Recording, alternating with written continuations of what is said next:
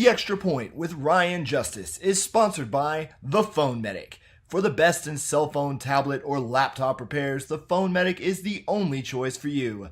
The Phone Medic also offers gaming PCs and laptops for both gamers and everyday users. Visit one of the 3 Phone Medic locations in Amarillo, Canyon, and their new location in Lubbock today. Hello, football fans! Welcome to The Extra Point with Ryan Justice.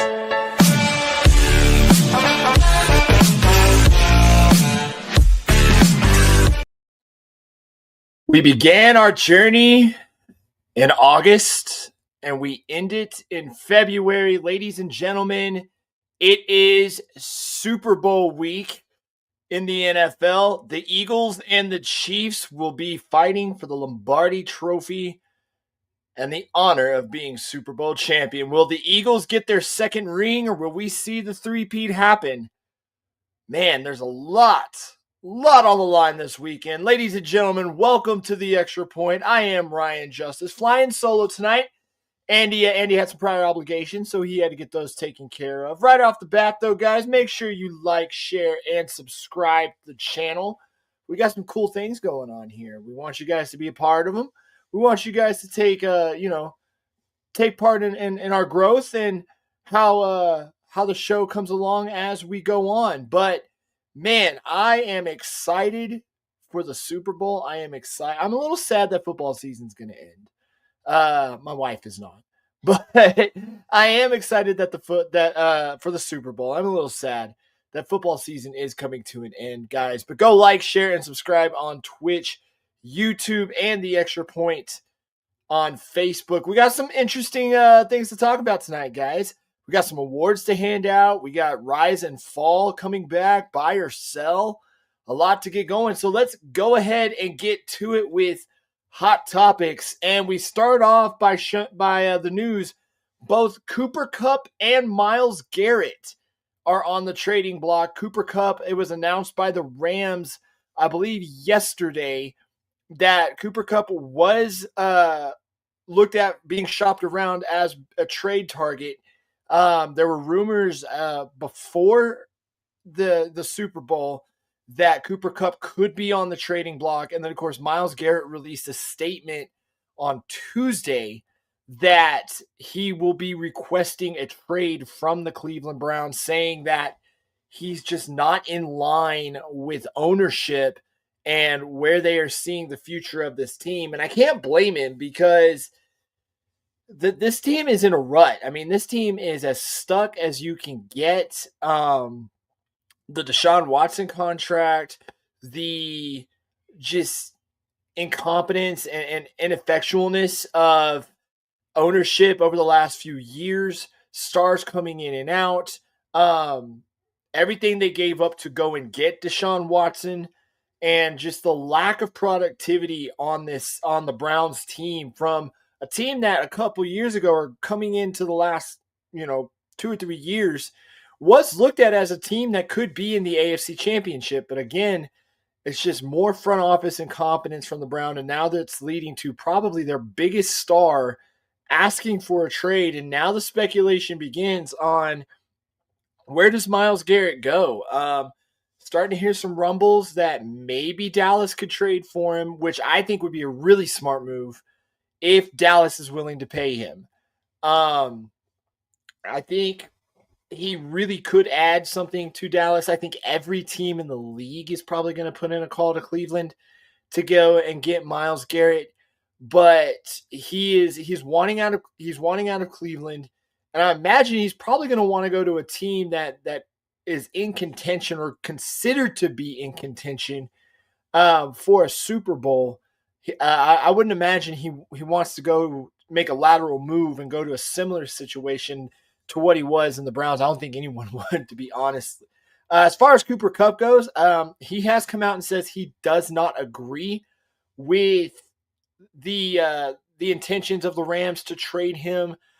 I would imagine he's not going to go for a whole lot. He's got a $20 million contract that teams will have to look at. The Rams have come out and said that they are willing to pay some of it, some of the $7.5 million signing bonus that he has. So it's going to make Cooper Kupp an interesting trade target. And I'm on the fence about, if I'm a team looking at Cooper Kupp, you definitely look at the positives that he makes. I mean, he won the Triple Crown a couple years ago. He had some really productive games this season, but the issue with Cooper Kupp has been health.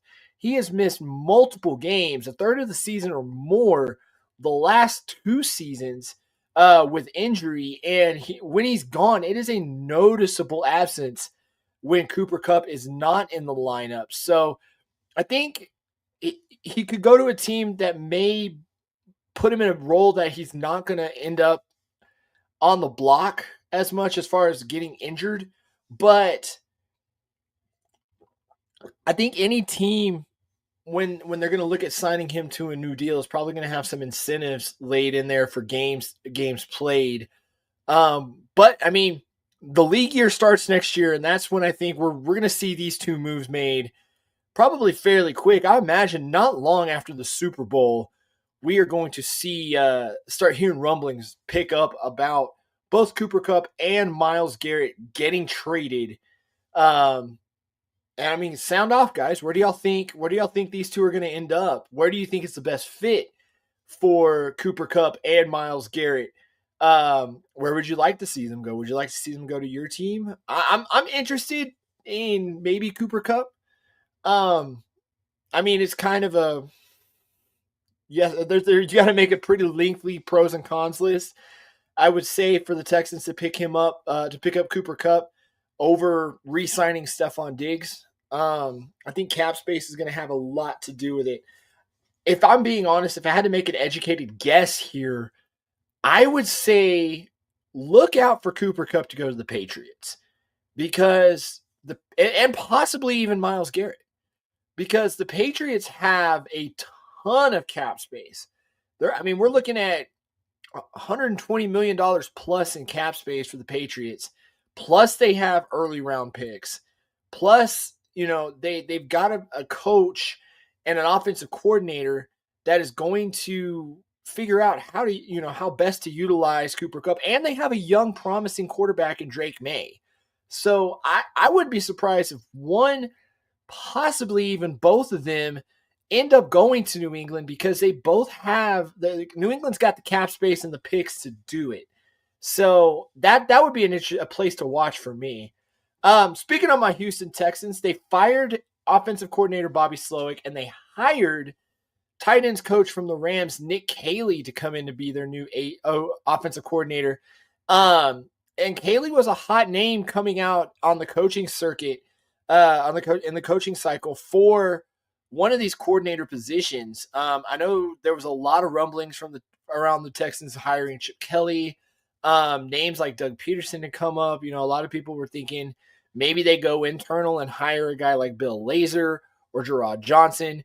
But they end up settling with, I wouldn't say settled, they end up landing Nick Caley, who is a top guy on a lot of people's boards. And he now the Texans are retaining Gerard Johnson as their quarterbacks coach. They elevated offensive line coach Cole Popovich after they did let go of the previous offensive line coach Cole Strausser.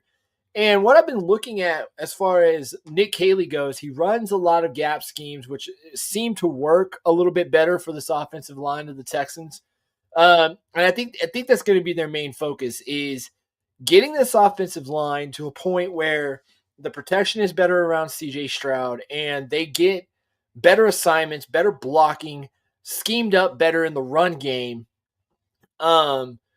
So that way they can get Joe Mixon going and possibly even Dameon Pierce going back. And I think they really want to get the tight ends going again too. Dalton Schultz had a down year. And of course, Brevin Jordan got hurt and you had a rookie in Cade Stover. They had to turn to guys like Irv Smith Jr. at times for tight end help. But I think having a tight end coach come in as the offensive coordinator, a guy who's got a background with both the Josh McDaniels system and the Sean McVay system, so there's going to be some versatility there. I think my main thing with this is I really hope that he doesn't make the same mistake Bobby Slowick made and have just such a huge reluctance to adapt um, and adjust, because it really just seemed like that was Bobby Slowick's biggest problem, was either he didn't know how to adapt or he just flat out refused to adapt to what defenses were doing and the adjustments they were making to their offense. And I think that's one of the main reasons why we saw what we saw out of the Texans offense this year. But that's one to keep an eye on. He's getting his staff together. I imagine the only two guys that I think, three, Bill Lazor is staying on with the Texans as well, but Gerard Johnson and Cole Popovich staying on the offensive staff. So we'll keep an eye on. I'll most definitely keep an eye on that one, but definitely keep an eye on that as well. Chip Kelly returns to the NFL. He gets hired on as the Raiders offensive coordinator. He signed for $6 million a year, making him the highest paid offensive coordinator in the league. He joins Pete Carroll's staff, and I'm not gonna lie, this is interesting. Raiders don't have a ton of cap space. They got a lot of early picks. I think they can make some moves to create cap space. Now they do have some pieces that they can work around. Of course, Max Crosby, Brock Bowers is a solid offensive piece. He might win Rookie of the Year, if I'm being honest. But a lot, there's some things to work with there. Don't get me wrong. The Raiders need a lot of help, but you got to believe this is one of those Tom Brady influenced hires as well as Pete Carroll. It's going to be interesting to see how both of their systems kind of mesh together. Chip Kelly ran a really good offense at Ohio State this year, won a national championship with them. And, of course, Pete Carroll knows all about that as well. So it's going to be interesting to see how this meshes. There's also rumors that Russell Wilson could be coming to the Raiders and reuniting with Pete Carroll if they had kind of settled some of the heat that they had. But yeah, Chip Kelly coming back to the NFL, when he was really being talked about for the Texans job, I remember how his offenses were with the Eagles and the year he was there with San Francisco. And while I think a guy like Shedeur Sanders probably could do well in his offense, I'm hoping that he adapted a lot better to the NFL. I was kind of asking around about it, and I was like, okay, was Chip, just some of the people that I know who were really big into college football. I asked, okay, was Chip Kelly's offense like that good this year at Ohio State, or was it that good for college?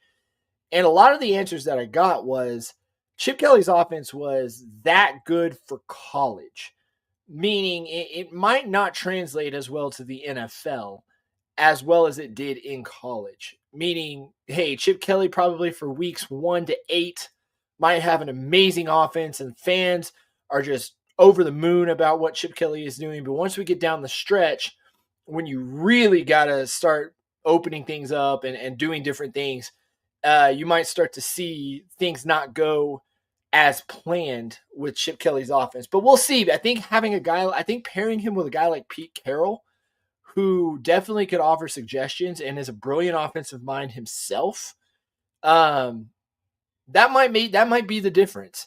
Once the Raiders kind of get some people in there and get some personnel in there, they got to get the quarterback first, though. Whether it's Sanders, whether they bring in, whether Russell Wilson reunites with Pete Carroll because he is a free agent, it remains to be seen. So, but yeah, Chip Kelly coming back to the NFL, offensive coordinator for the Las Vegas Raiders. Guys, thank y'all for tuning in tonight. Hey, just again, be sure to like, share, and subscribe. After we hand out these first parts of our awards, we got a big announcement about our Super Bowl show that we've got coming up. It's actually going to be a little bit different than what you might be expecting. We've been talking about, hey, we've got some things in the works. Well, things finally came through, and me and Andy are probably going to go have some. We're going to find a way to have a really fun Super Bowl show. So I can't wait to let you guys know about that. That's coming up here in a little bit. That'll probably be coming out after we hand out our first batch of the Extra Point Awards. We're going through the first half tonight, so excited about that. But let's get to game reactions.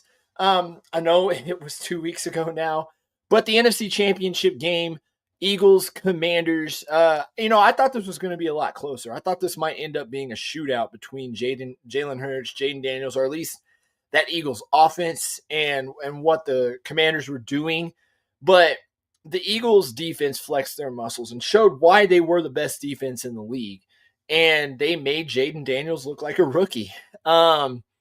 They pounded the rock with Saquon Barkley. And I think it was one of those games where Jalen didn't really have to do much. And it really just kind of showed where the Commanders were in the pecking order of everything. So, Jaden, to me, probably a runaway rookie of the year. I'm not giving that away yet. No, we'll do that on the Super Bowl reaction show.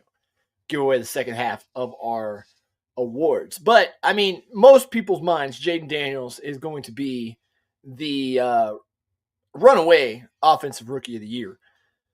And I don't know, man. Like, it was, you could see where the Commanders really needed to upgrade positions or add positions or just change, get different personnel in there.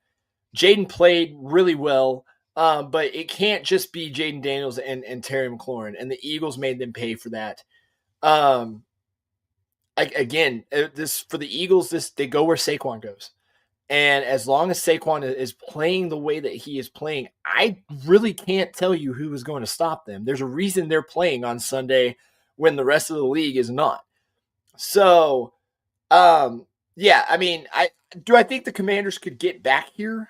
Yeah, I think the Commanders could get back here. I think this is the start of a period where we're going to see a pretty good Commanders team because I don't see Dallas. I don't see Dallas getting better. I don't see the Giants getting better immediately, especially if they're retaining Brian Daboll and Joe Shane.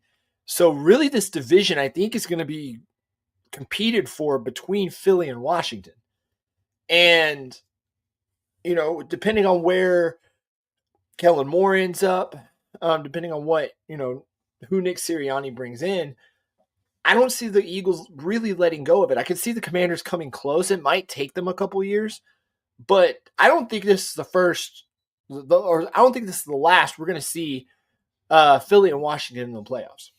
So AFC finished up the day a couple weeks ago, and the Bills, man, they just can't get past the Kansas City Chiefs in the playoffs. Whether it's the divisional round, whether it's the AFC Championship, it was another heartbreaking loss to the Chiefs by the Buffalo Bills. And I mean, again, this was the Chiefs playing amazing situational football, which they have done all year. They have done amazingly in particular situations, and they just capitalized when the Bills couldn't. Say what you want about the Dalton Kincaid catch. I mean, whoever's out there watching the refs, you may have a case on that fourth down call, but the Chiefs did take advantage of a lot more opportunities than the Bills did, and they made the most of them. They hit the Bills where it hurt a lot of times. Now, the Chiefs did show, like they did in the Texans game, they can be run on. Joe Mixon ran on them. James Cook ran on them. And while the Chiefs were able to take advantage of offenses that weren't able to capitalize on some opportunities they were given or make the plays in those crucial moments that they needed to make, I don't think if you let Saquon Barkley run on you the way that the Texans and the Bills were running on you, you're going to win the Super Bowl. I really don't think that's going to happen because if Saquon Barkley gets going, it's going to be very hard to catch up. It's going to be very hard to stop him. I get you, man. You've got a good defensive line, and the secondary's been pretty good for the Kansas City Chiefs, but to me, Saquon Barkley is playing at a level we haven't seen a running back play at in, at least 25 years. Maybe a little shorter than that. I mean, Adrian Peterson had some really good years, but this is on a different level. Um, and if they can't get Saquon, if they can't stop Saquon Barkley, it's gonna be a long night on Sunday in New Orleans. Um, but as far as the Bills go, what more do you do? Um, is it receivers? Is it running back? Is it offensive coordinator? I think it's defense. I think they could get better on defense. Is it the head coach? We had a discussion in one of my group chats a while back about, is it time for Sean McDermott to go? I don't think so. I don't think this is a fire the head coach type of deal. Joe Brady has done amazingly as offensive coordinator. Sean McDermott's a defensive coach. I believe he calls the defensive plays for Buffalo. I think this is a personnel thing. I think Buffalo has some upgrades on defense they can make that could make them better. Hamlin's played really well this year, but I mean, Von Miller's getting older and playing in the cold does not help his body. I think if they could go get a linebacker, maybe they're the ones that make the trade for Myles Garrett. I think they need a lot of help with the defensive line. I think they could do some more to really generate some pressure and make life hell for quarterbacks across the league. I do think they need to upgrade at wide receiver. They need a bona fide guy at wide receiver. There were times where it was, hey, is it Shakir? Is it Cooper? Is it Keon Coleman? Is it Curtis Samuel? I didn't really see a lot of one receiver taking over multiple games for Buffalo this year. A lot of it was, hey, feed the ball. Let's let this offense run through Josh Allen and James Cook. But I didn't really see that one receiver that you have to account for on every play coming out of Buffalo. So I think getting better on defense, and I think finding that one wide receiver. And here's the ironic part about this. If you go all the way back to April in the draft, the Bills let the Chiefs jump ahead of them to get a guy who carved them up in this game in Xavier Worthy.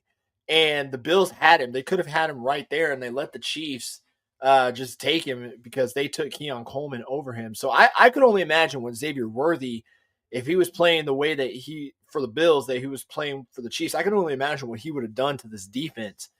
But the Bills need a wide receiver, and they need one bad. So, guys, thank y'all for joining me tonight. Hey, sound off in the comments. Let me know who you guys got for the Super Bowl. Let me know what you guys are doing for the Super Bowl. Where's your Super Bowl parties at? What's your favorite Super Bowl snack, guys?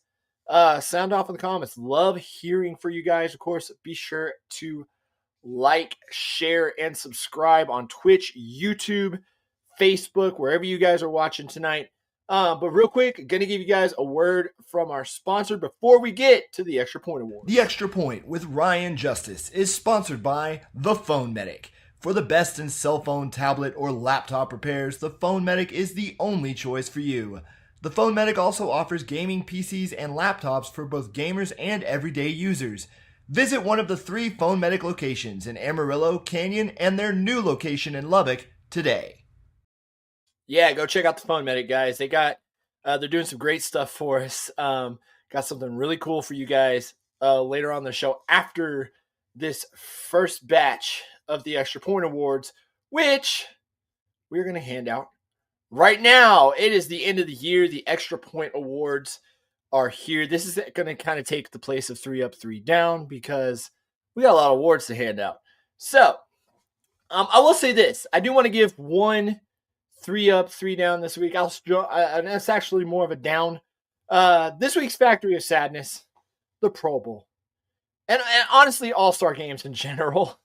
I think the concept is dead. The Pro Bowl was absolutely I didn't even watch it, but I saw some highlights, saw some clips that was posted on social media, and it was bad, man. I mean, just get rid of the concept. I think everybody wants to be an all-pro anyway over being a Pro Bowler. I mean, I get the players get some extra money, get a vacation, you get the recognition, all that stuff, but it's just, what's it doing for the game? Like that's kind of my take on it. And it was hard to watch, man.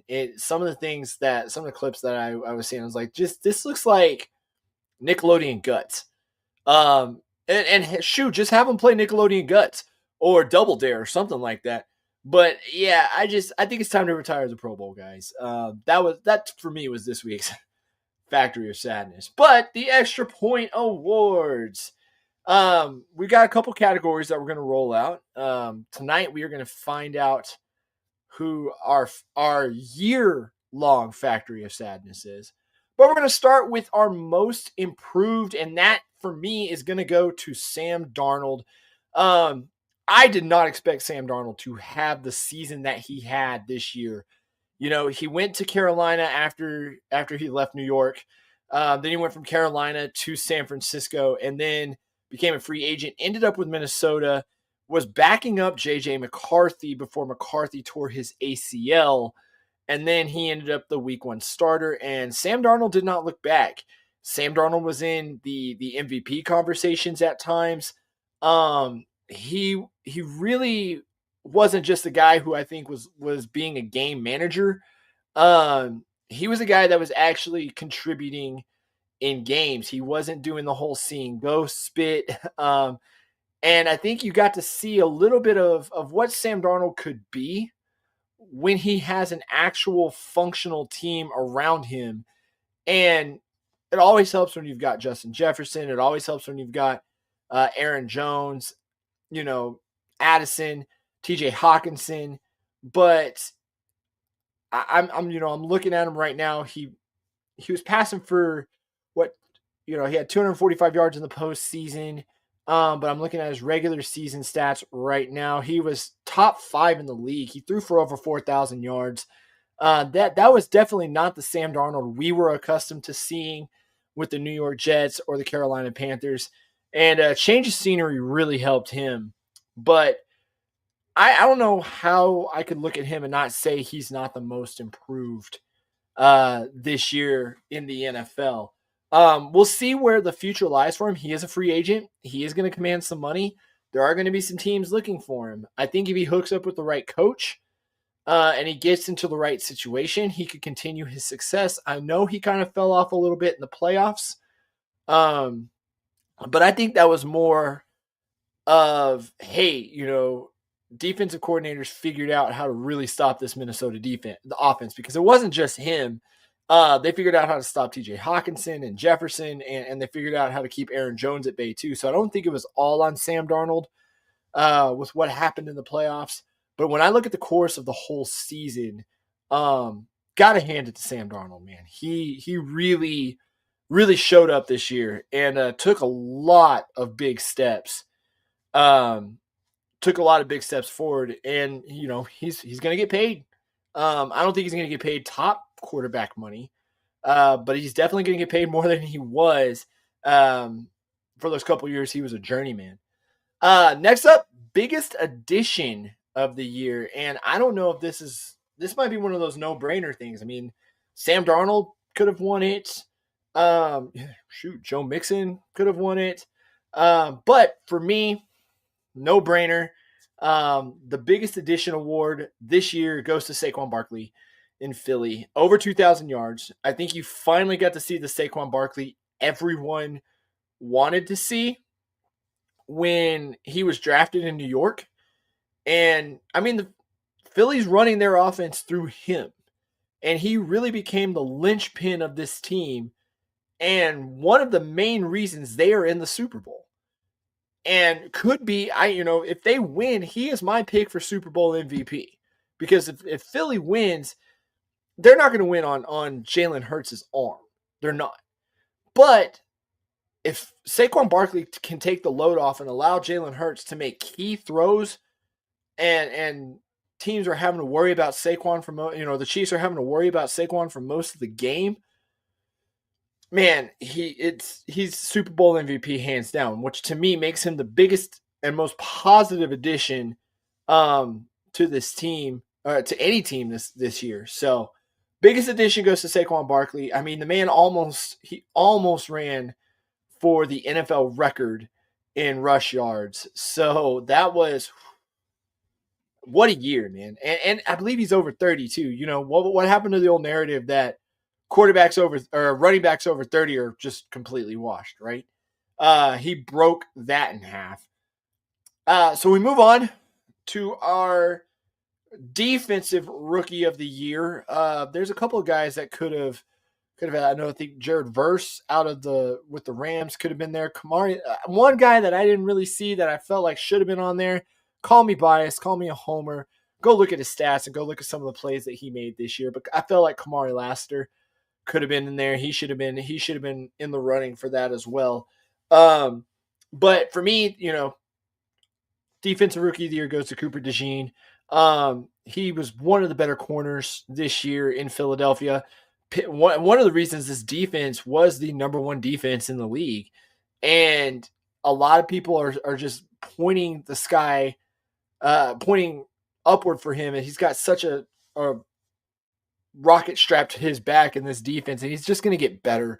I know the receivers are going to get better. And of course, if he's not playing a murderer's row of wide receivers in this game on Sunday, but Cooper DeJean having the defensive rookie of the year, and I think he might win the actual defensive rookie of the year too. But I'm excited to see what the future holds for him. He's going to be such a hard guy to play against. Because he could possibly be one of those guys that locks down an entire side of the field, or if he travels, he's going to lock up your best weapon. So, but Cooper DeJean is my defensive rookie of the year. And, well, if we have a defensive rookie of the year, we got to have an offensive rookie of the year. And I don't think there was anyone else that came close. At different points during the season, there were guys that might have come close that could have been in the conversation, but one person absolutely took it over. And offensive rookie of the year goes to Jaden Daniels. I mean, shoot, I think if he would have made the Super Bowl, he'd have been in MVP talks, and he's going to be in the MVP talk. One of the best rookie seasons from a quarterback that you've ever seen, possibly even the best. I know a lot of people were talking about CJ's last year, but tip of the cap to Jaden Daniels. Offensive rookie of the year, got to the NFC Championship, almost single-handedly turned around this Commanders franchise and gave them hope. Dan Quinn, Cliff Kingsbury absolutely figured out how to use him. And I don't, very rarely can you pinpoint a single play where an entire season turned for not just one team, but for two teams. But that Hail Mary against the Bears, it was to the moon from the Washington Commanders when he made that throw. And the Bears, who I believe were 4-2 at the time, just never recovered. That was a season-breaking play. And that was the first time I looked at Jaden Daniels and I said, that's the guy. That's going to be a guy who is going to do great things for Washington, who's going to give that team and that city hope. And, to me, he's the runaway offensive rookie of the year. So that's the first part of our awards tonight. We're a quarter of the way through. But now, guys, are y'all ready? Are you excited? Are we ready for the big announcement?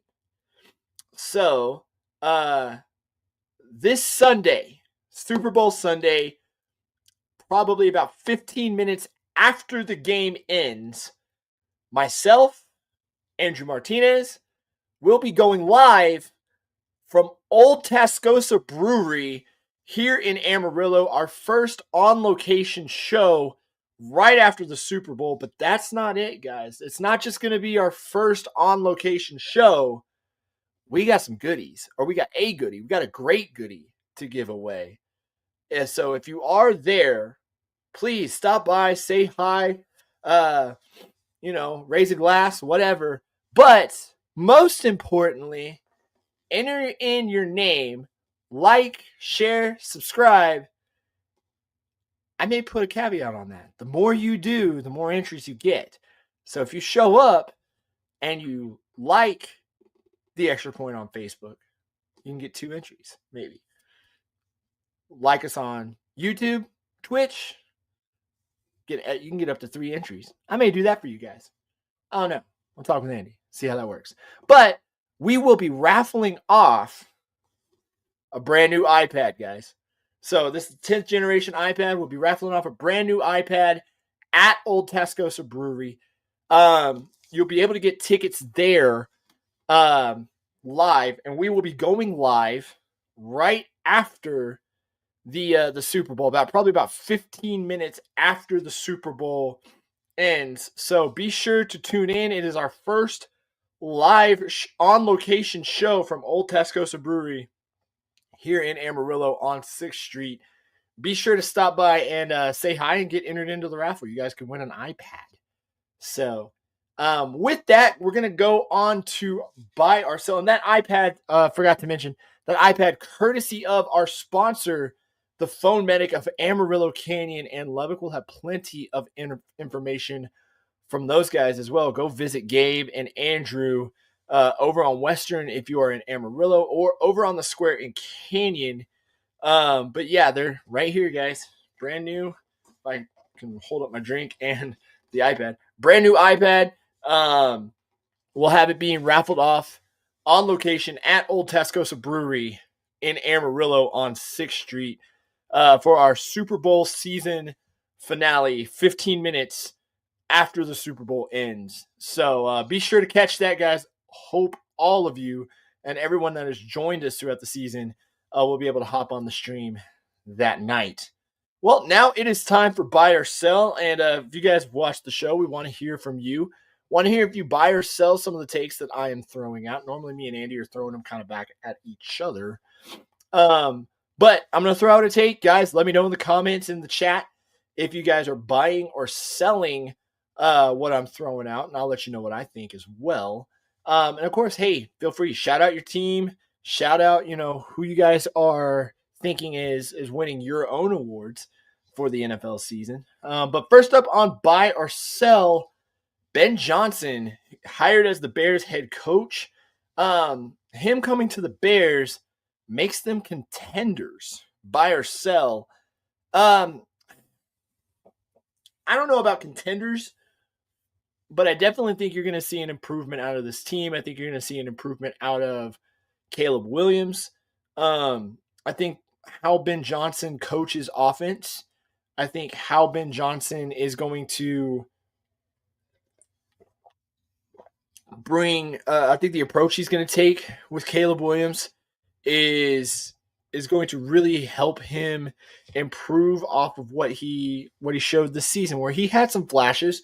You had some times where you're like, okay, Caleb Williams could turn into something, but I feel like the coaching and just some of the dysfunction on that staff held him back. I'm not going to buy that he makes them contenders, but I will buy that you are going to see improvement out of the Bears next season. Now I want to see what they got to figure out some things with the cap. I believe they got to look at re-signing Keenan Allen too, but they do have pieces in place. Rome Odunze, DJ Moore, DeAndre Swift has some good games. So, there are pieces there that I think Ben Johnson could play with. They got to get the defense fixed a little bit, but I think there's pieces there for Ben Johnson to play with.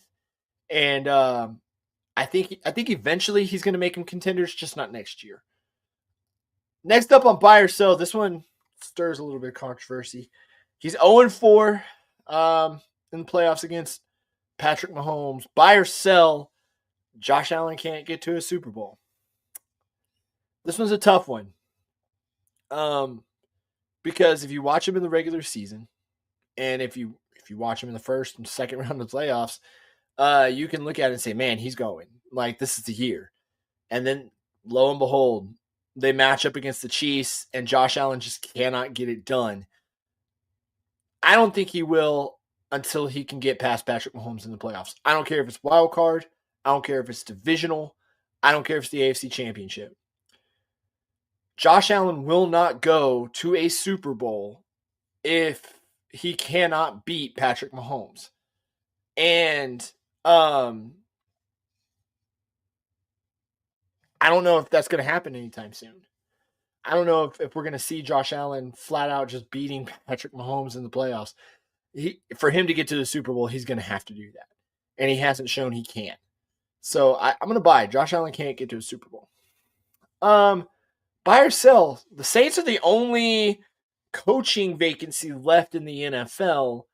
And they haven't, there have been some names thrown around for the Saints, but you don't know, you haven't really heard of any buzz. I believe they're looking at interviewing Kellen Moore, and I think Kellen Moore of the Eagles is their guy. They're just waiting until they're. I think we're going to see that signing after the Super Bowl. So I am buying that the Saints are waiting on Kellen Moore. What he's going to do with the Saints, that remains to be seen, because I think he's not walking into a great situation. The Saints are something like $54 million over the cap, I believe, like they are every year, but somehow they find a way to float the money and make it work. Now, coaches' salaries don't bump up against the cap space, but it does affect who they're going to be able to utilize and what players they're going to be able to bring in. And there's going to be players that Kellen Moore wants, but the Saints just can't afford them. And you've already had Derek Carr come out and say he's not taking a pay cut for New Orleans. And there is plenty of guys that they have under contract, and they're still paying off Drew Brees' bills. So the Saints are waiting on Kellen Moore, I believe, but I don't know what kind of situation he's going to be walking into. But speaking of going from a bad situation to a good situation, buy or sell, the Patriots can turn this around in one offseason. Now they're in the top. Now they're in the top of the draft, not the tippy top, but they are up there. And they get Mike Vrabel. You bring back Josh McDaniels as the OC. You're kind of running back with some vintage Patriot way stuff, although Vrabel's kind of blossomed on his own. I think the key thing here for the Patriots is they're going to have probably even more after adjustments. But I know before adjustments, they're going to have over $100 million in cap space to play with. They're going to be able to bring guys in. Plus, I wouldn't put it past them to use some of those picks to start making trades for, like I mentioned at the beginning of the show, for a Cooper Kupp, for a Myles Garrett, for some of these, and start signing some of these big name free agents that are out there. I think they have a chance to really turn this team around in one offseason. Now, does that mean they need to just go ahead and blow all their money? No. But they have a chance to really entice some good players out there to come to the Patriots and really get this rebuild off the ground. Mike Vrabel is a guy who I think he knows what, he knows what he wants. He's going to go out and I think he's going to find just a bruising running back. But I think some of these wide receivers that are free agents, some of these guys that are coming up and are on the trading block, there could be some surprise trades out there. But the Patriots are definitely going to have money to play with this year. And we've seen it with some teams like the Texans this past year where they had half of that cap space, I believe, and were able to bring in some really good players. So I can see the Patriots. I don't know if it turns it around as far as playoffs, but definitely turns around the trajectory of this team to where they're not just a dumpster fire anymore. I think you're going to see a marked improvement from the Patriots after this offseason with all the cap space that they have and where they are in the draft. So I'm buying that definitely. That's going to do it for buy or sell, guys. Again, hey, going back to that announcement, we will be at Old Tascosa Brewery this Sunday, and we will be going live from Old Tascosa Brewery. Myself and Andy will be going live from Old Tascosa Brewery. We will have a brand new iPad for a raffle, and I'm working on ways, but I believe people who are going to show up, you can increase your chances if you the more you like us on social media. So, go hit up that Twitch, go hit up that YouTube, go hit up that Facebook if you are going to be there, and get your chance in the raffle. I believe now there's going to be, a price, maybe like a $5. $5 will get you the first ticket, and then you can add more by liking us on our socials. So, go check it out, and get yourself an iPad, guys. Get yourself an iPad. Go check out the show. if you're going to be in the area, if you are in Amarillo, come join us at Old Tesco's Brewery after the Super Bowl. So I'm going to show up probably at the start of the fourth quarter and get everything set up. But we will go live about 15 minutes after the game ends. So now we'll move on to before we do that, sorry, I'm going to shout out again to our sponsors. The iPad is coming from our main sponsor, our longest sponsor of The Extra Point. The Extra Point with Ryan Justice is sponsored by The Phone Medic. For the best in cell phone, tablet, or laptop repairs, the Phone Medic is the only choice for you. The Phone Medic also offers gaming PCs and laptops for both gamers and everyday users. Visit one of the 3 Phone Medic locations in Amarillo, Canyon, and their new location in Lubbock today.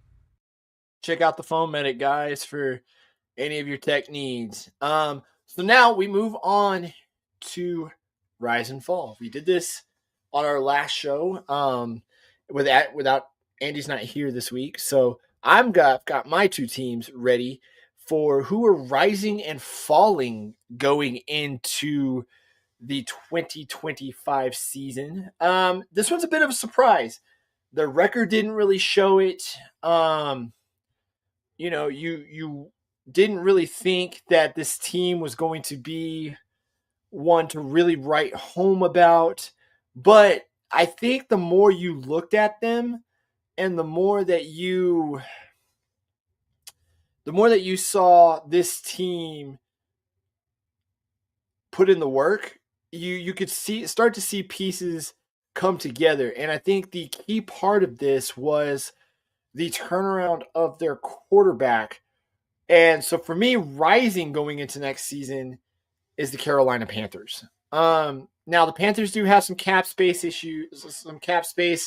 that they got to work with. I imagine they're going to start doing that after the season as we get into free agency in the new league year. But this team, 5-12, a big improvement over what they were last season. Now that wasn't without some bumps in the road. They did bench Bryce Young at one point for Andy Dalton. Andy Dalton gets in a car wreck, and then Bryce Young comes back, and it's almost like he was a different quarterback. There were some games that Bryce Young played where he was just absolutely every bit the quarterback we thought we were going to get when he was drafted number 1 overall last year. His completion percentage wasn't great, but 15 touchdowns to 9 interceptions. He had a rating of 82.2. Now, I get that's not impressive, but if you were to watch the games that he played, there were some moments where you went, wow, there it is. That's what we saw at Alabama. That's what we thought we were going to see. He threw for 2,400 yards. Like I said, 15 touchdowns. But I think the other piece of this team that really started to come on towards the end of the year, on the back half of the year, was Chuba Hubbard. And Chuba Hubbard, he rushed for almost 1,200 yards. And, he had 10 touchdowns. He was averaging almost 5 yards a carry. And he played in 15 games because I believe he was out the final 3 with injury. But this team, you started to see signs of life out of this team. You started to say, hey, okay, if you can get Bryce Young, Chuba Hubbard going, this offense could get moving. This offense could get in rhythm. And then, of course, Adam Thielen started to come on a little bit. He had 5 touchdowns. He didn't break 1,000 yards. He had 615 yards. He only played in 10 games. But they did draft Xavier Legette in the first round last year, and he had some games where you saw some things out of him. Right around 500 yards, he had 4 touchdowns, but he did make some great catches.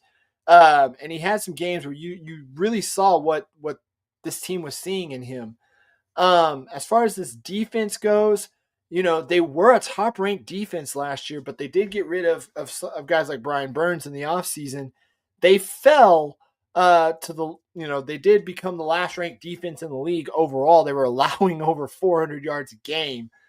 But I feel like with some spending from this team, I feel like if they can make another draft really well. David Tepper has said that he's going to kind of start to be hands off and not meddle as much with what Dave Canales is doing with this team. I think you could start to see this Panthers team start to steadily rise up. Do I see them having a winning season next year? No. But if they add 2 more wins and become a 7-10 team, then and Bryce Young continues to improve over what he did kind of on the back half of the season. I mean, you saw this team go toe-to-toe with the Chiefs, and not just hey, this was a 21-24 game. Both teams were over 30 points in that game, and the Panthers came very close to winning it. But I think if they're smart with the moves they make this year, and they're able to make some smart trades, really kind of study where they want to go in the draft, they got to fix the defense. You could tell they were definitely missing Brian Burns, but they got to fix the defense, especially the defensive line. You can't go allowing 400 points a game is just that's unacceptable. Teams are just moving on you at will. And if you're going to do that, you're going to have to win shootouts. And I don't think this offense is equipped to win shootouts yet. I feel like they could add another wide receiver. They need to get a guy who can kind of spell Chuba Hubbard so he's not hurt all the time. But I think a lot of their focus also has to be on defense because they got to be able to stop people. You can't go from a top 10 defense the year prior to the last ranked defense in the league and expect to have success. Although winning a couple more games than they did last year, that's definitely improvement. But I think if they make those moves, if they can get 2 more wins, I think the year after that, if they can get 2 more wins next year than they did this year, become like a 7-10 team, I think the year after that, you could really start to see the momentum build for this Carolina Panthers team. Falling going into this offseason, it's the Dallas Cowboys, man. It's not a hater thing for any of you who know me. You look at the way this organization is run, and I've said this before. You can have an immensely we've seen it before. You can have an immensely talented coaching staff. You can have a roster full of guys who are playing at an absurdly high level. But if the coaching's not right, which it has been for the Cowboys, if the coaching's not right, if the front office isn't right, then this team is only going to go so far. And eventually they're going to start regressing. Eventually it's going to start falling apart. And we saw that with the Cowboys this year and with the way that they handled their coaching search. And then listening to what Jerry Jones and Stephen Jones were saying after the hiring of Brian Schottenheimer, who nobody was talking about. And I get Cowboys fans, you want to have some optimism.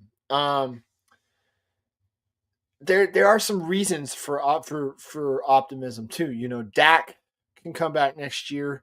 CD's going to be back. You got to figure out what you could do about Parsons. I would say there would be I would have some optimism if they do pull off the trade for Myles Garrett. But I was thinking the other day, and I heard this on Get Up last week. For those of you who are kind of just now or NFL fans or people younger NFL fans, or heck, even people my age, the way free agency is conducted, the way we know free agency now, you guys realize that only started in 1993. It just turned 30 years old. The year after that was the salary cap and 2-point conversion. A lot of things that we see almost as institutions in the NFL now only started in the 90s. Jerry Jones bought the Cowboys in 1989. And that means he was operating under, I believe they called it the Plan B compensation model with free agency. What that meant was guys who were paid a certain amount, if they left that team was able to recoup draft picks. And some of those draft picks were first and second rounders. That was in place up until 1993 when I believe there was a lawsuit from Reggie White. And to set up that type of free agency, the teams, I believe, designated 37 out of 47 players to keep and negotiate with who were going to be free agents, and the rest were let go as unrestricted. A lot of times those were the worst players on the team. That was the space Jerry Jones was operating in. That was the space Jerry Jones was operating in when they were winning, when they won their first Super Bowl with Troy Aikman. And there we go. Yeah. The Cowboys used that methodology to win 3 Super Bowls. Exactly right. And that was host of the show right there, Curtis Brown. The Cowboys use that methodology to win 3 Super Bowls. And part of me thinks Jerry still uses that. Jerry still abides by that. That's why you don't see the Cowboys play in the free agency pool a whole lot. Because Jerry very much was like, no, we can let guys go. We can not pay them and build through the draft. Well, it doesn't really work that way anymore. You've got to go out and get free agents. You've got to go out and sign these guys who are available. I mean, it's been beaten to death, but look at what Derrick Henry and Saquon Barkley did. Those were guys that you could have had, and they weren't going to break the bank. But this approach that they've kind of been hands-off in free agency, I think the only 2 like real notable names they have picked up in free agency were Deion Sanders and Terrell Owens. And, I mean, correct me if I'm wrong, but those are the highest 2 guys that I had seen in free agency for the Cowboys. Like the biggest names that they picked up. Everyone else has either been drafted or traded for. And Jerry just does not believe in playing in that space, and it has cost the Cowboys. To me, if you want to point out the biggest problem with the Cowboys is that mentality of not going out and paying for guys in free agency. I think they made 1 move in free agency for a long snapper. That's it. And it's holding back the Cowboys. And I think they're going to do that this year. And then you have the coaching search. You know, I looked at this and I said, is Brian Schottenheimer along the same lines as David Culley was for the Texans? He was a name that came out of nowhere. Nobody else was interviewing him. And he hasn't really had those kind of duties. The last time Brian Schottenheimer was even considered as a head coach was 2006. And I think a lot of that had to do with his last name. I mean, it remains to be seen how he does for the Cowboys. But I think you got a preview of how this was going to go in the press conference, because Brian Schottenheimer said his piece, said the things that you know he was going to say to introduce himself, and then it became the Jerry Jones show. And you got Jerry out there making comments like, in response to fans being mad about the hire, him saying, I'm mad at myself. Well, then why did you make the hire? You know, Ben Johnson was out there. Aaron Glenn was out there. There were a lot of other guys. You could have taken your time with this search. You could have said, hey, let's go get a guy we're familiar with in Kellen Moore and let him build his staff from there. You've got the quarterback. I get Dak's beat up. Dak's career path is very similar to Tony Romo's. And I think we're getting to the injury portion of that career path with Dak Prescott. But you still got a quarterback who can play, who I would rather have than some guy off the street or drafting a late round rookie. You still got CeeDee Lamb. Rico Dowdle started to come on. But for those small specks of optimism that Dallas has, the front office is always going to be there to kneecap it, because it's going to be the Jerry Jones show. And I really feel like this is head coach by proxy. I really feel like Schottenheimer's there because Jerry can't coach himself. And Jerry even said in an interview he wanted to be a coach, but he didn't want to live that lifestyle. And with him being the owner, with him being the GM too, nobody's really going to be there to overthrow him unless you're deaf.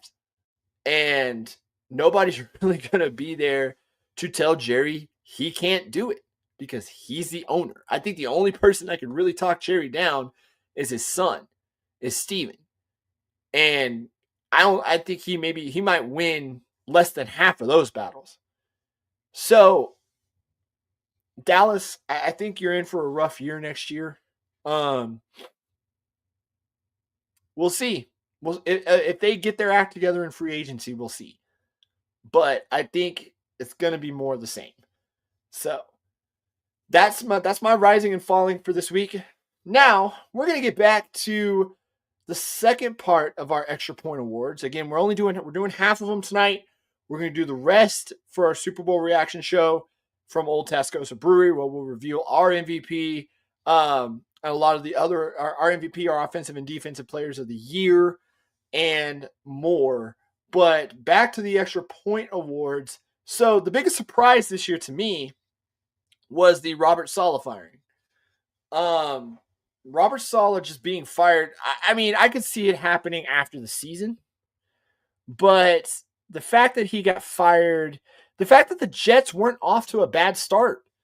The Jets weren't off to a horrible start. I believe they were 2-3 after 5 games when Robert Saleh got fired. The defense was playing well. He was calling defense. And, this team still had life. Like, it wasn't like this team was in a complete nosedive. Were they a pleasure to watch? No, absolutely not. I don't think any Jets game this year was a pleasure to watch. But they weren't. They were still in the mix. It wasn't like they were sitting there 0-5, dead last in everything in the league, and they just couldn't function. The defense was playing well. Yeah, you had maybe the only 2 real pain points of dysfunction, I think, were the Hassan Reddick situation and, of course, everything surrounding Aaron Rodgers. But nothing was there to say, I'm firing Robert Saleh. And that was a surprise to me. Maybe after the season, okay, I could have seen that. But not 5 games in.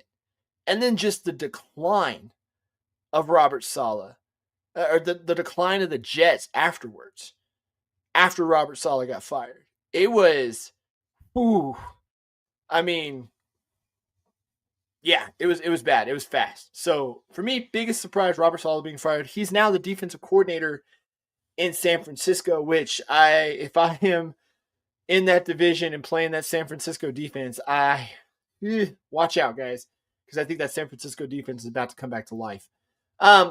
Speaking of Aaron Rodgers, he is our biggest decline this year. I know he kind of gets a pass last year for the torn ACL, 4 plays in. But the drop off in Aaron Rodgers, they're not at one point, not even when they got Devontae Adams, did I sit there and go, there he is. There's that killer that we have known as Aaron Rodgers and we had always seen. And the highlights from Aaron Rodgers this year, I feel like, came more off the field with the drama and just the things that he would say, the obvious power moves that he would make within that organization. Of course, getting Nathaniel Hackett there. And I say he could say what he wants, but I believe he had a role in Robert Saleh getting fired. But this was the year that you finally looked at Aaron Rodgers and said, dude, it's time. It's time to hang it up. You knew when it was time for guys like Matt Ryan, Phillip Rivers, Peyton Manning. It was Tom Brady. It was that kind of year for Aaron Rodgers. And because he fell off a cliff. I gave you can give him a pass the year after, but I mean, people, and they're still doing it. They're still doing it for next year. People are still saying that, hey, man, Aaron Rodgers could be in the Super Bowl. No, not this Aaron Rodgers. Aaron Rodgers started to really decline his last year with the Packers. But this year, he was never the same guy. Not even when he went out and got his best friend Devontae Adams. Just was never the same guy. So he gets our biggest decline for this year. But he may have had the biggest decline. And it has not been a great year for New York football. It has not been a great year at all. There we go. Happy Super Bowl week. Thank you, Hunter. Hey, man, some people just go to the Super Bowl for the snacks and the commercials. I get that. I mean, again, what's your favorite Super Bowl foods at parties? Dude, chips and dip, crackers and cheese. If you've got those little mini microwavable taquitos, I will stay like, heck, you stay at a bad Super Bowl party. If that crackers and cheese, they got a great crackers and cheese dip or like a meat tray, charcuterie board. Okay, yeah, watch the game there because this food is awesome. But yeah, no, that's my Super Bowl thing. But happy Super Bowl week, everybody. But our factory of sadness for this year. Our factory of sadness. Doritos. Yeah, Doritos. Doritos and queso. You got to have some queso with that too. Or ranch salsa. A good salsa? Yeah, I'll stay for a good salsa. This year's factory of sadness. The absolute worst of the worst this year in my eyes. For all, I mean, there are a lot of teams that have a lot of problems, but not as many as this team. And if I'm being honest, it started last offseason on Hard Knocks. For those of you who know where I'm going, this year's factory of sadness, the New York Football Giants. Let's go back to March, April of last year. Conversation between Joe Shane, I believe Jim Mara was in there, where they were talking about Saquon Barkley. And the fact that they were throwing their identity and throwing their money behind, Curtis, well deserved. They were throwing their money, throwing their faith behind Daniel Jones, who's spent the rest of the season as a backup for the Minnesota Vikings. Because the Giants were that bad. Don't get me wrong, Malik Neighbors I felt like he was good. Guys like Wan'Dale Robinson. There were some guys. But you moved on from there we go. Hey, I can't do the rest. No, they didn't. They were not as bad as the Giants this year. Because there's a conversation on camera in 4K about letting Saquon Barkley go. Gee, I wonder how that worked out for you. You sat there and convinced the owner to let the engine of your offense go. And not only did he go, you were bold enough to allow him to go in the division. And now he's in the MVP conversation. He's an MVP finalist. And could be a Super Bowl winning running back after Sunday. And you said, no, we're just going to let him walk. No, he's not going to go to the Eagles. I heard Philly's out. I get when you're in that position, there's a lot of news, a lot of things flying your way. You're getting a lot of information. Some of it's true, some of it's not. But you got a guy like Saquon Barkley, and you saw what he can do when he's healthy, when he's fully healthy, and in a place that surrounds him with talent, where he doesn't have to be the guy. He is the guy. But not all of the pressure is placed on him. If Saquon can't get it done, guess what? You got A.J. Brown. You got Jalen Hurts. You got Devontae Smith. Hell, you got Gainwell. You got a great defense. You've got a good organization. The Giants are just not a good organization. You threw all of your marbles behind Daniel Jones, a guy who you paid, tore his ACL, came back, and in, what was it, his first preseason game, threw a pick six. You threw your weight and your faith behind that guy over Saquon Barkley. And more power to you. I hope you guys have fun when Jameis Winston, because he wants to come to the Giants. So have fun with the Jameis Winston experience. But you guys, the New York Football Giants, are my factory of sadness for 2025. We will reveal the rest of the awards during the Super Bowl reaction show live from Old Tascosa Brewery this Sunday night, starting about 15 minutes after the Super Bowl ends. But we will be there again. Hey, we'll have a raffle. For those of you who are going to be on hand, we got a brand new iPad courtesy of the Phone Medic of Amarillo, Canyon, and Lubbock. If you want to come win it, come join us. Hey, probably $5 to get into the raffle, but $5 plus a like on Facebook, subscription to YouTube, follow us on Twitch, probably get you some more entries for the iPad. So, and who knows, maybe buying me a drink at the bar will probably increase your chances too. Who knows? But yeah, come win an iPad. Come join us at Old Tascosa Brewery this Sunday. Well, here we are, guys. We only have one game to preview this week, and it is the game. 2 weeks ago, we had the conference championships, and now, since from August to now, it all comes down to this one last game. Super Bowl 59, Kansas City, the away team, 1.5 point favorites, which this might as well be even, going up against the Philadelphia Eagles. The over-under in this game is 48.5. There is a ton of prop bets in this game. You can bet on pretty much everything in this game.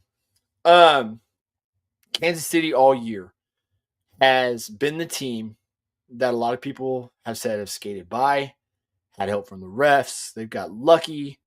I think you got to dig a little deep. Just because you got to dig a little doesn't mean they haven't gotten favorable calls.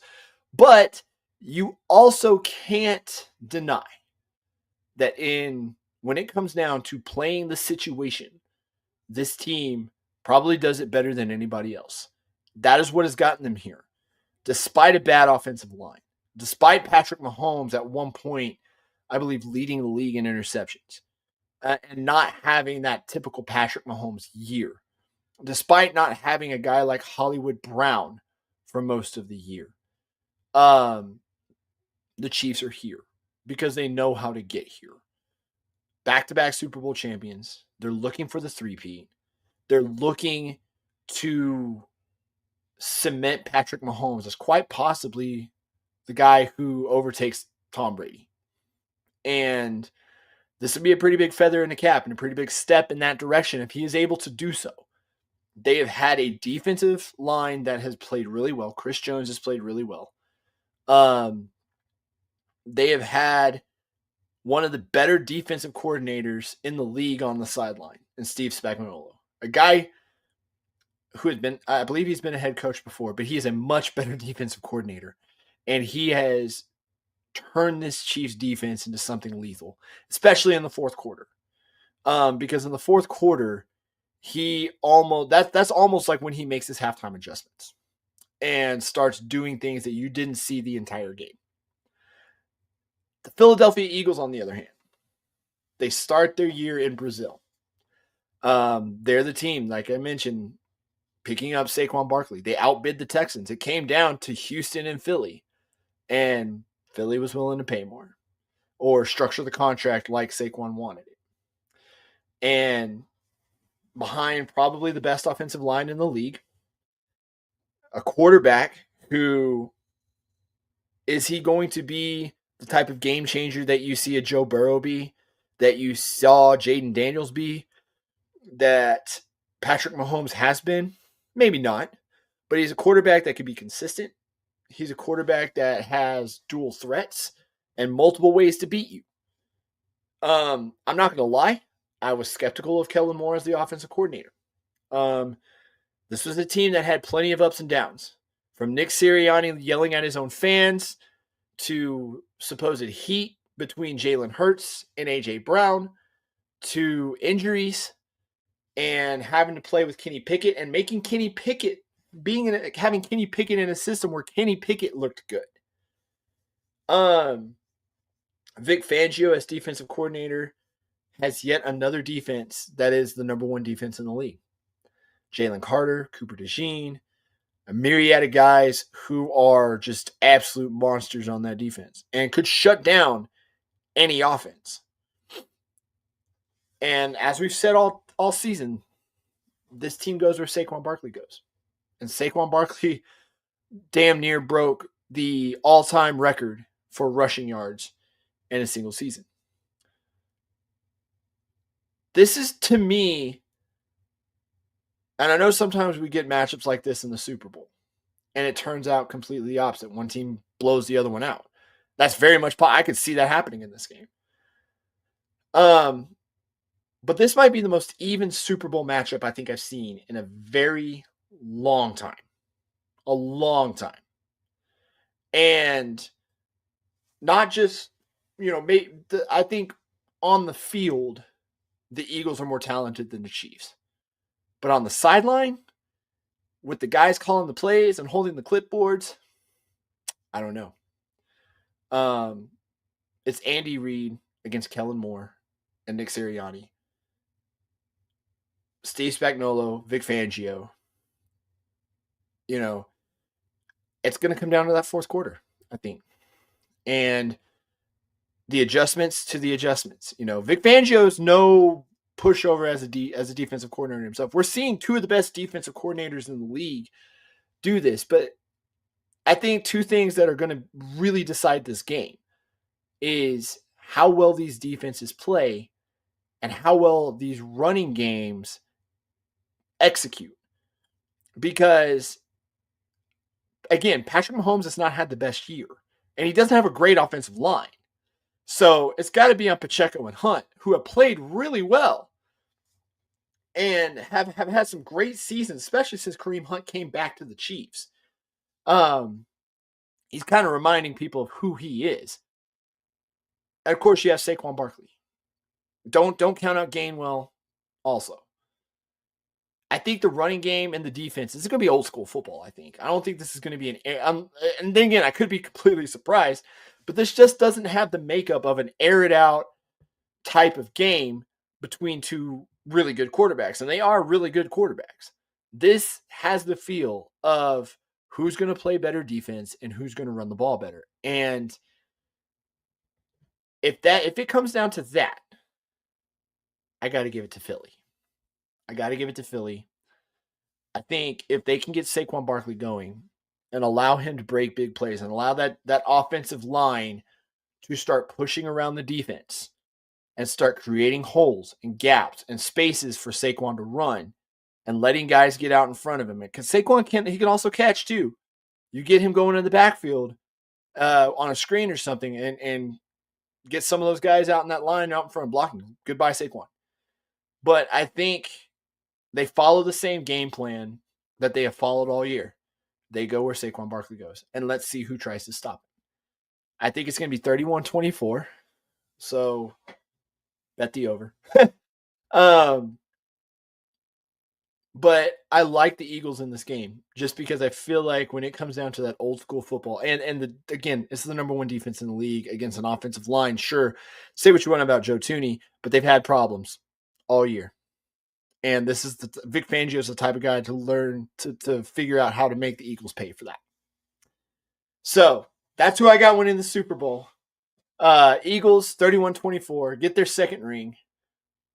And for the last time this year, the very last time, I give you the extra picks brought to you by Prize Picks. If you have not gotten in on Prize Picks, basically what you do is you pick a lineup, and it doesn't just have to be football. It can be hockey, it could be soccer, it could be basketball, it could be curling. I think they have curling on there. Go check it out. And if you do it via Prize Picks, you basically pick over or under a certain stat, and hey, guess what? You can win up to, I think, 100 times your money. You can win some good money on that. You could place a free bet for $25 if you can get in on a promo in some cases and win $500 in some cases. Or, like would have been me if Terry McLaurin had 4 more yards. That was heartbreaking to be on hand to see this year. But the extra picks. So first up, I've got Jalen Hurts under 213.5 passing yards because I feel like if they're going to run this through Saquon Barkley, he's not going to need to pass as much. So for those of you hoping for the aerial show, probably not going to happen.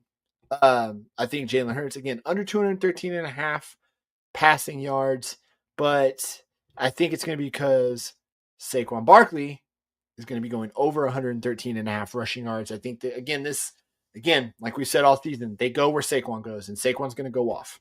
I think Saquon Barkley, I could see a 150-yard game out of Saquon Barkley on this team with the way that the Chiefs have been letting teams run the ball on them. Now, 2 weeks the game plan, 2 weeks rest. I get that. But you know what the Eagles are going to do, and they do it well. And they're behind one of the best offensive lines in the league. And I think they can end up running at will. So, yeah, Saquon Barkley over 113.5 rushing yards. But on the other side, he does come to play, and he does show up in big situations. And he might propose to one of the most famous women in the world after the game. Who cares? But I like Travis Kelce over 62.5 receiving yards on that one. That playoffs are when Travis likes to shine. And he likes to shine on these big stages. I think Andy Reid's going to find a way to get him open. I can see Travis Kelce having 100 yards in this game. I'm not completely just writing off the Chiefs' offense because I think they can get going against this defense. I just think that one team's going to execute better than the other. But I like Travis Kelce over 62.5 receiving yards. Well, guys, this is the next to last episode this season for the Extra Point. Again, we are capping it off this Sunday night, about 15 minutes after the Super Bowl ends.